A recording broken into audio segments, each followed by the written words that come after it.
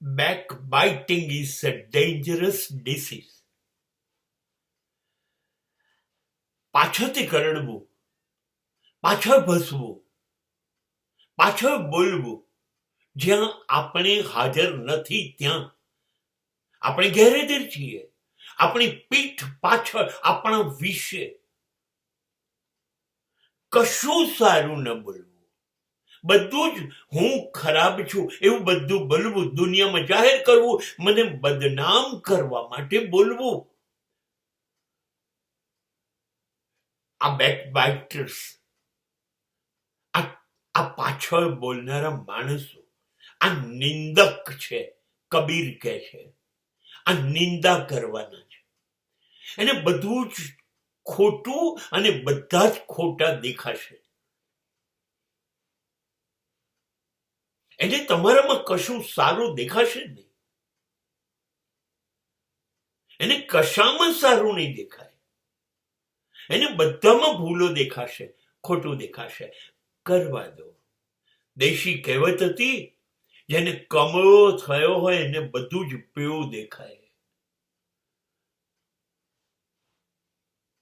જેનું મન બીમાર છે એ બધા મન દુરસ્ત છે.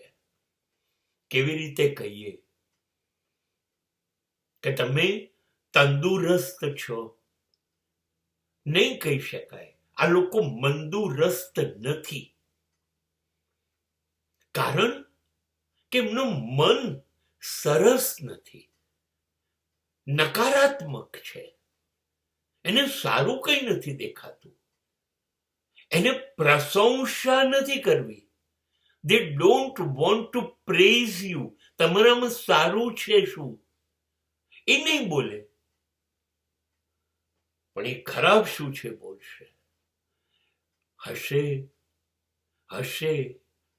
બર્નાર્ડ શો, માર્ક ટ્વેન, આ બધા એવું કહે છે કે જ્યારે તમે સરસ સીધા રસ્તે પહોંચી જાઓ અને મંઝિલ પર પહોંચી જાઓ તો એ સહન કૂતરાઓથી નથી થતું, એટલે ભસીને તમારી પાછળ પડે છે ને તમે એની પાછળ પડી જાઓ છો એટલે રસ્તો ચૂકી જાઓ છો.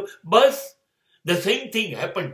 સમાજને ખબર પડે છે તમે કોઈ અદ્ભુત રસ્તા ઉપર જઈ રહ્યા છો એટલે ભસવાનું ચાલુ કરે છે. કદાચ આને રોકી શકાય તો. બસ આ એમનું નિંદા કરવાનું કારણ છે.